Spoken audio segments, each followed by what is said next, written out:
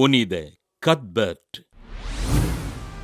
இங்கிலாந்து நாட்டிலுள்ள நோர்த்தம்பிரியா பகுதியில் வாழ்ந்த ஏழை பெற்றோருக்கு கிபி 634 பிறந்தார் கத்பர்ட்.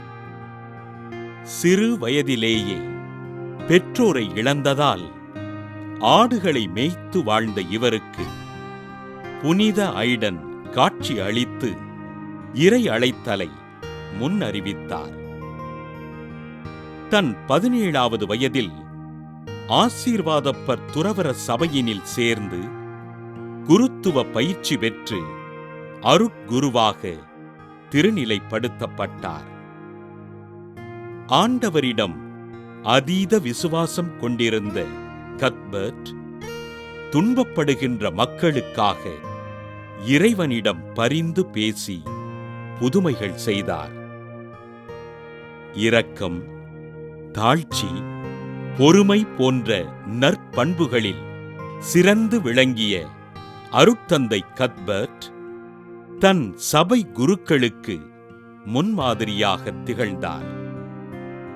பல துறவு மடங்களைச் சேர்ந்த குருக்களுக்கு ஆலோசகராகவும் வழிகாட்டியாகவும் இருந்து மக்கள் பணிகளைச் செய்த கத்பர்ட் கிபி 684 லின்ஸ்பான் நகர ஆயராக திருநிலைப்படுத்தப்பட்டார்.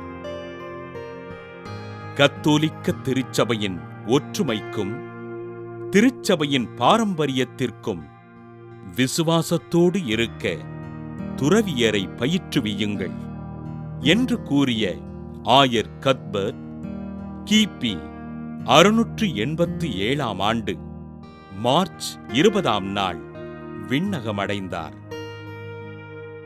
வறியவர்க்கும் நோயாளிகளுக்கும் உதவிகள் செய்து இறைபக்தியோடு வாழ்ந்த ஆயர் கத்பர்ட்டினை திரு அவை புனிதராக உயர்த்தி நோர்த்தம்பிரியாவின் பாதுகாவலராக அறிவித்தது.